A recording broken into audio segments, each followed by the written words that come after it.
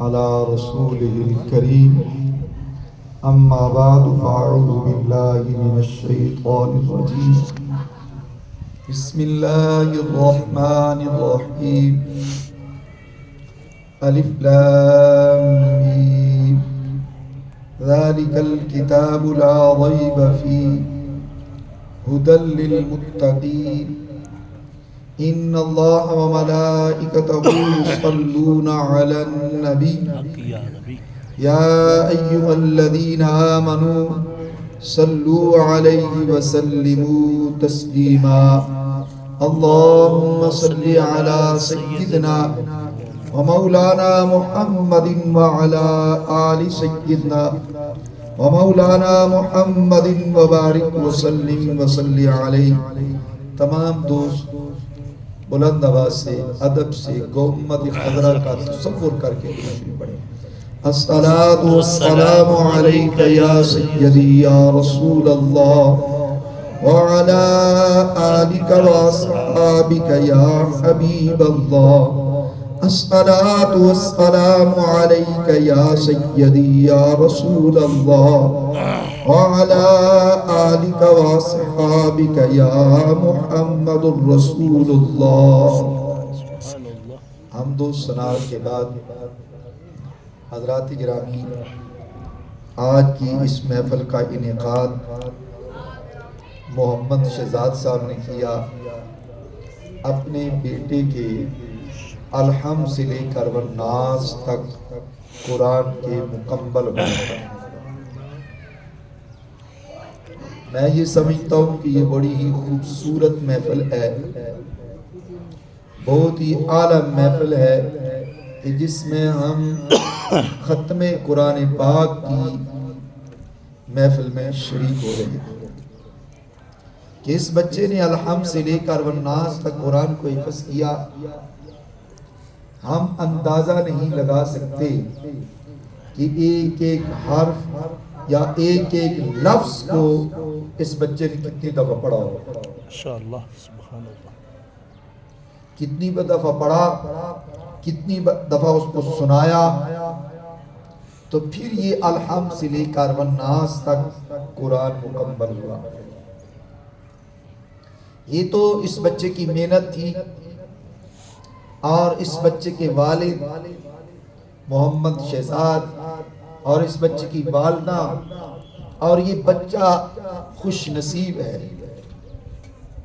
کہ بے شمار بچے آتے ہیں.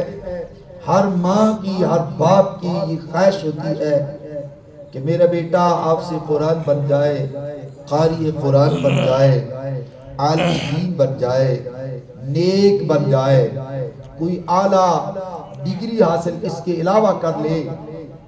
لیکن یہ جو خواہش ہوتی ہے یہ ہر ایک کی پوری نہیں ہوتی.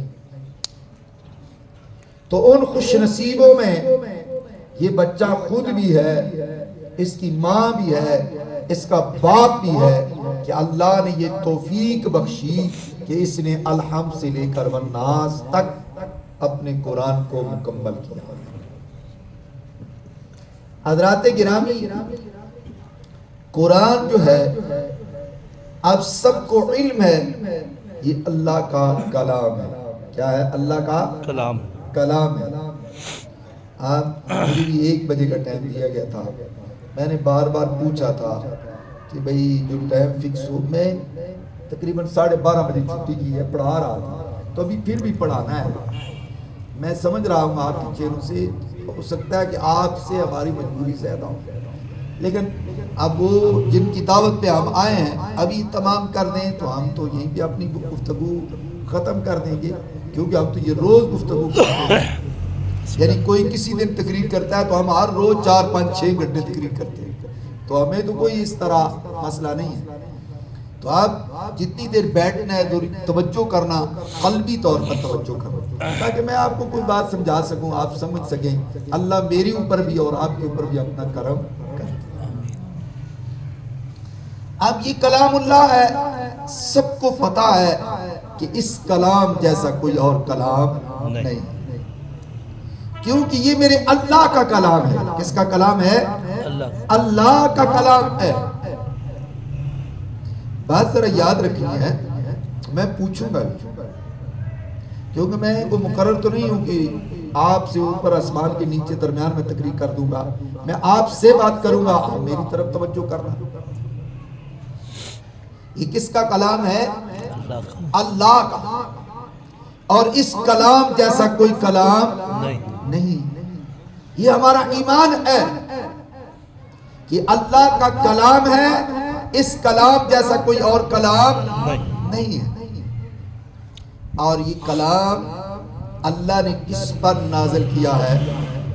محمد رسول اللہ صلی اللہ تعالی علیہ وسلم۔ کس پر نازل کیا ہے؟ بولیے، محمد رسول اللہ صلی اللہ علیہ وسلم۔ قلب محمد پر قرآن نازل ہوا۔ کس پر نازل ہوا ہے؟ قلب محمد پہ قرآن نازل ہوا۔ اب قلب محمد سے قرآن پھر زبان محمد پہ آیا، پھر آگے دنیا نے اس قرآن کو پڑھا، سمجھا اور اس کے اوپر عمل کیا ہے۔ اس میں پہلے میں آپ کے سامنے ایک عقیدے کی بات کرتا ہوں، ذرا توجہ کرنی ہے۔ بات یہ ہے کہ ہم پڑھتے ہیں، جب بھی مسجد میں بچہ جاتا ہے تو استاد ایک چیز پڑھاتا ہے، آمنت باللہ وملائکتہ وکتبہ ورسلہ والیوم الآخر والقدر خیرہ وشرہ من اللہ تعالی والبعث بعد الموت۔ یہ جو استاد پڑھا رہا ہوتا ہے یہ عقائد کی تعلیم دے رہا ہوتا ہے، جو اسلامی عقائد ہیں۔ تو ان تمام عقائد پر تو یہاں پہ بات ہو نہیں سکتی، بہت لمبی بات ہے۔ ایک اشارہ کرنا چاہتا ہوں کہ اس میں آپ نے کیا پڑھا؟ آمنتو باللہ وملائکتہ۔ آمنتو واحد متکلم کا صیغہ ہے، میں ایمان لایا کس پر؟ اللہ پر، وملائکتہ اور اس کے فرشتوں پر۔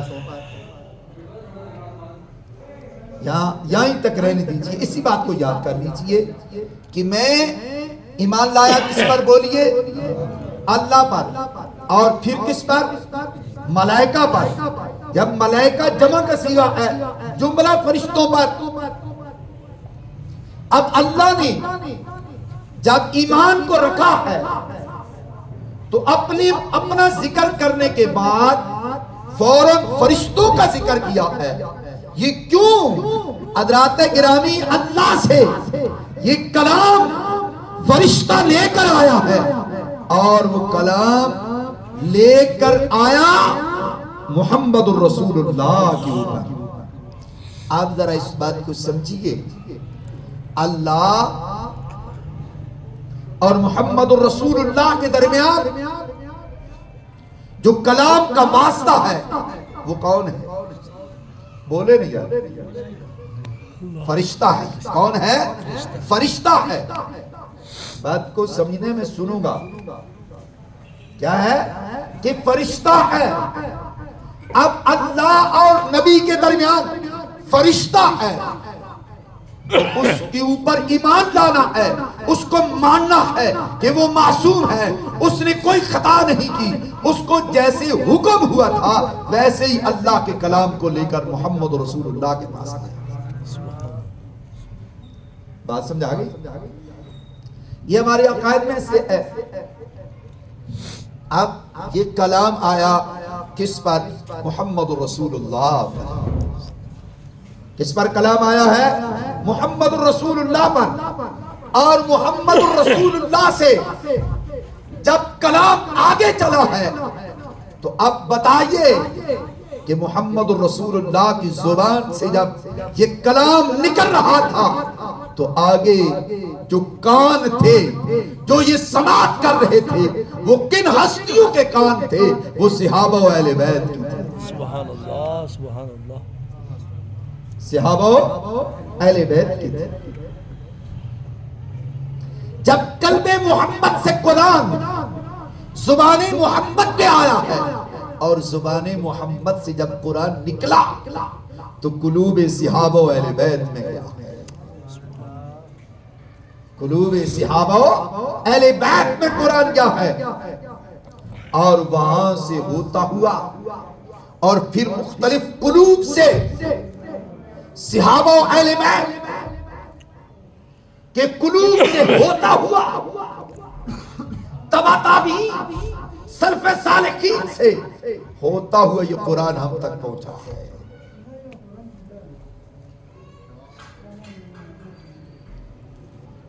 اب ذرا اس تھوڑی سی اس قرآن کی تاریخ پر نظر دوڑائیے.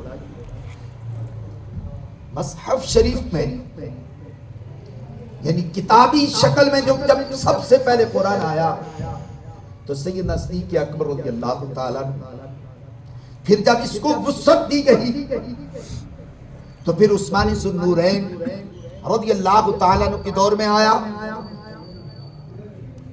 اب ذرا غور و فکر کیجئے کہ اب اس قرآن کو جمع کرنے والے کون تھے؟ بولیے. صحابہ و اہل بیت تھے. اس قرآن کو جمع کرنے والے کون تھے؟ صحابہ و اہل بیت تھے. اس قرآن کو کتابی شکل دینے والے کون تھے؟ صحابہ و اہل بیت تھے. اس قرآن کی آگے اشاعت کرنے والے صحابہ و اہل بیت تھے. تو اب ماننا پڑے گا کہ صحابہ و اہل بیت بھی حق پر تھے، ان کو حق ماننا ضروری ہے.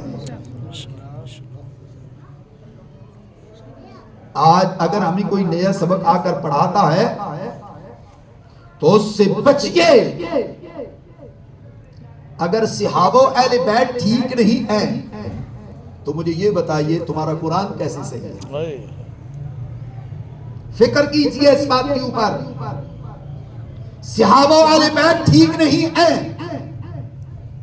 تمہارا قرآن کس طرح ٹھیک ہو سکتا ہے؟ سنت رسول اللہ کیسے ٹھیک ہو سکتی ہے؟ دوستو یاد رکھیے،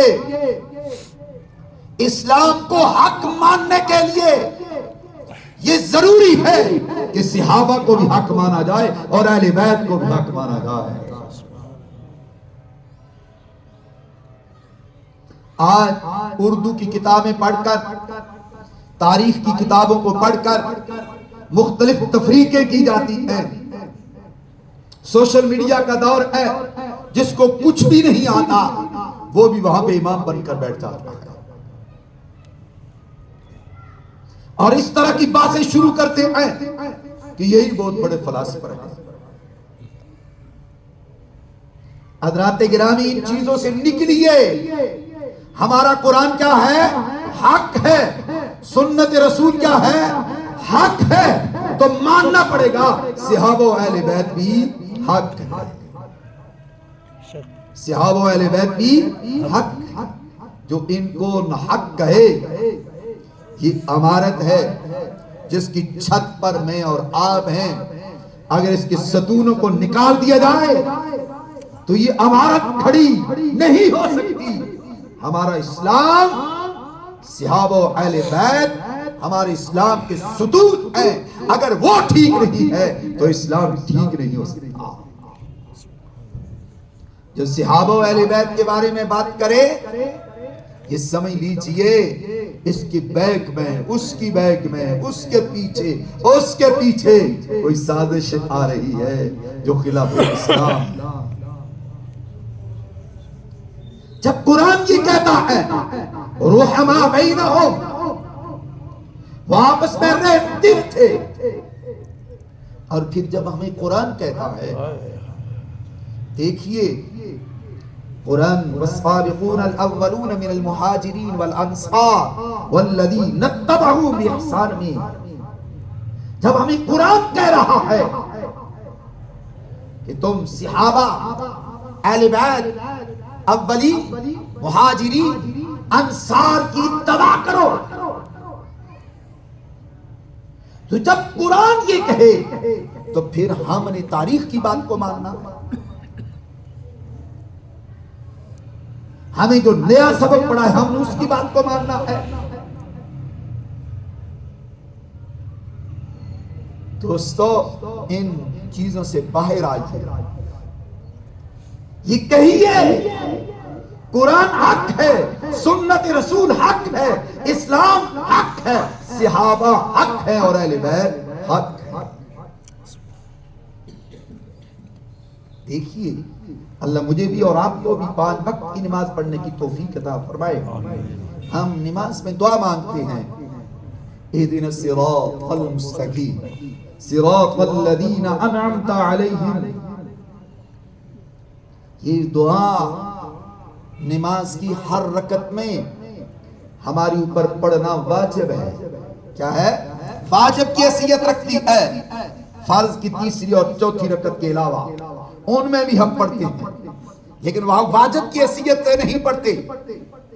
اب ذرا غور و فکر کیجئے کہ انعمت علیہم سے کون لوگ مراد ہیں؟ اولئک الذین انعم اللہ علیہم من النبیین والصدیقین والشہداء والصالحین وحسن اولئک رفیقا۔ اب گویا کہ ہمیں اسلام کیا تعلیم کرتا ہے؟ ہمیں اسلام یہ کہتا ہے کہ نماز کی ہر رکعت میں یہ اللہ کی دربار میں التجا کرو کہ اے اللہ ہمیں جملہ انبیاء محمد رسول اللہ، جملہ صدیقین، جملہ شہداء، جملہ اولیاء اللہ، جملہ صحابہ، جملہ اہل بیت، جملہ تبع تابعین، جملہ سلف صالحین، جملہ اولیاء کے نقش قدم پر چلنے کی توفیق عطا فرما۔ وہاں ہم نے ادب کرنا ہے یا گستاخیاں کرنی ہیں؟ اس لیے دوستو یہ قرآن کی اللہ اور محمد کے درمیان جو سنت ہے وہ جبرائیل ہے، اور میرے اور آپ کے درمیان جو قرآن کی سنت ہے وہ صحابہ و اہل بیت ہے۔ اور اس کے علاوہ ایک بات اور عرض کر دیتا ہوں کہ اب بچے نے قرآن پڑھا، اللہ مجھے بھی اور آپ کو سب کو توفیق عطا فرمائے۔ خیرکم من تعلم القرآن وعلمہ، کہ بہترین وہ ہے جو قرآن پڑھے اور پڑھائے۔ سب سے اعلیٰ اس کو قرار دیا گیا ہے جو قرآن پڑھے اور پڑھائے، چاہے وہ الفاظ قرآن ہو، چاہے معانی قرآن ہو، چاہے اسرار و رموز قرآن ہو، قرآن پڑھے۔ آپ ڈاکٹر بنتے ہیں بنے، لیکن قرآن پڑھیے۔ وکیل بنتے ہیں قرآن پڑھیے، انجینئر بنتے ہیں قرآن پڑھیے۔ آپ جو بھی ڈگری حاصل کرنا چاہتے ہیں، اپنے بچوں کو جو بھی بنانا چاہتے ہیں، لیکن اس کے ساتھ قرآن پڑھیں، سنت رسول اللہ پڑھیں، تاکہ ہمیں سمجھ آئے کہ ہم مسلمان ہیں، ہمارے عقائد کیا ہیں۔ مسلمان کسے کہتے ہیں؟ یہ تعلیم اس وقت تک ہمیں نہیں آئے گی جب تک ہم کتاب اللہ اور سنت رسول اللہ کو نہیں پڑھیں، اسلام کو نہیں پڑھیں۔ اس لیے مجھ سمیت ہر ایک کو یہ کوشش کرنی چاہیے کہ میرے بچے جو ہیں جو بھی تعلیم دنیاوی حاصل کرتے ہیں، لیکن اس کے ساتھ ساتھ دین کو ضرور حاصل کریں۔ اب بچہ حافظ ہو گیا ہے، یہ بھی ایک پروسیس ہے۔ بس میرا بیٹا حافظ ہو گیا ہے، ماں بھی کہتی ہے، باپ بھی کہتی ہے، چچا بھی کہتا ہے، ماموں بھی کہتا ہے، لیکن یاد رکھنا قرآن کو یاد کرنے کے لیے ہر روز قرآن کو پڑھنا ہے، تب قرآن رہے گا۔ اگر تم نے قرآن کو چھوڑ دیا تو یاد رکھنا قرآن تمہیں چھوڑ دے گا۔ میرے آقا علیہ الصلوۃ والسلام نے فرمایا جو قرآن کو چھوڑ دیتا ہے، قرآن اس طرح اس کو چھوڑ دیتا ہے جس طرح جنگل میں اس سے گھوڑا چھوٹ جائے اور گھوڑا آگے آگے دوڑے، وہ پیچھے پیچھے دوڑے، جس طرح اس کو گھوڑا نہیں ملتا اسی طرح پھر قرآن اس کو نہیں ملتا۔ قرآن کو ہر روز پڑھنا ہے، باقاعدگی سے پڑھنا ہے، پڑھ کر چھوڑنا نہیں ہے۔ یہ اس سے بڑا گناہ ہے کہ نہیں پڑھا تو اس میں تو اس کا قصور نہیں ٹھہرا، لیکن پڑھ کر بلا دینا یہ زیادہ بہتر۔ ہمارے اکابرین ہم وقت قرآن کو پڑھتے تھے۔ ہماری اسی ماضی قریب میں اہل سنہ کے بلکہ پوری ملت اسلامیہ کے عظیم قائد گزرے ہیں، جو اپنے زمانے میں دین و دنیا کو اتنا جاننے والے تھے کہ اپنے دور میں کوئی مثال نہیں رکھتے تھے، جن کا نام امام شاہ نورانی صدیقی رحمت اللہ تعالی علیہ۔ اگر آپ میں سے اکثر لوگ جانتے ہیں، اگر نہیں جانتے تو ان کو پڑھ لیجئے۔ وہ قرآن کے حافظ تھے، قرآن کے قاری تھے، قرآن کے عالم تھے، اور دنیا کی تقریباً ہر زبان جاننے والے تھے۔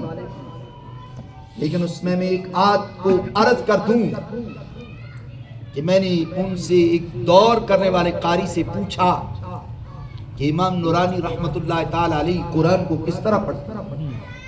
وہ مجھے کہنے لگے کہ اگر امام نورانی نے مقرر کر لیا ہے کہ 9 سے 10 بجے تک میں نے قرآن کا دور کرنا ہے، جو بھی ہو جائے سب کچھ چھوڑ دینا ہے، 9 سے 10 تک قرآن ہی پڑھنا، قرآن کا ہی دور کرنا۔ اس لیے دوستو، قرآن حافظ قرآن بنے، قاری قرآن بنے، عالم دین بنے، لیکن قرآن کو پڑھیں، قرآن کے اوپر عمل کریں۔ اللہ مجھے بھی اور آپ کو بھی قرآن پڑھنے، پڑھانے اور اس پر عمل کرنے کی توفیق رفیق عطا فرمائے۔ وما علینا الا البلاغ۔